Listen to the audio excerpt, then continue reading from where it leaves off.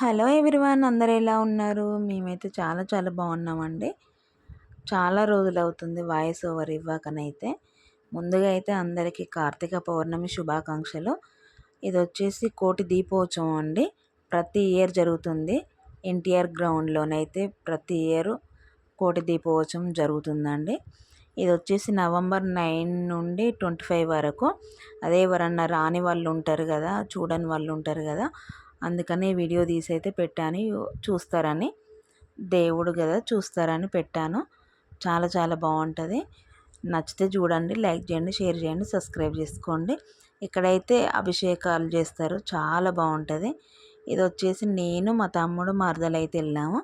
కార్తీక పౌర్ణమి రోజు వెళ్ళాము మేము, అందుకని ఇంత రష్ ఉన్నారు. ఇంత జనాలనైతే ఎక్కడ చూడలేదండి నేనైతే. చాలామంది భక్తులు వచ్చారు. కార్తీక పౌర్ణమి కదా, అందుకని వచ్చారు. డైలీ వస్తారు, డైలీ పూజలు జరుగుతాయి. ఇక్కడైతే ఏం ఖర్చు అనేది ఏమి ఉండదండి, ఫ్రీగానే లోపలికి వచ్చుడైతే. ఇక్కడ వచ్చేసి ఆయిల్ వాళ్ళే ఇస్తారు, ఒత్తులు వాళ్ళే ఇస్తారు. మనం వెలిగియాలి తర్వాత పూజలు జరిగిన తర్వాత అయితే. ఇక్కడ వచ్చేసి కొన్ని ఫొటోస్ పెట్టాను.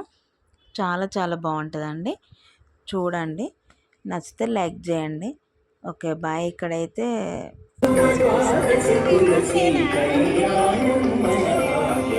హరిహరులకు ప్రియమైన కార్తీక మాసం, సరిలేని వ్రత పూజలు సలుపుటకవకాశం. హరిహరులకు ప్రియమైన కార్తీక మాసం, సరిలేని వ్రత పూజలు సలుపుటకవకాశం. హరిహరులకు ప్రియమైన కార్తీక మాసం, హరిహరులకు ప్రియమైన కార్తీక మాసం, కార్తీక మాసం.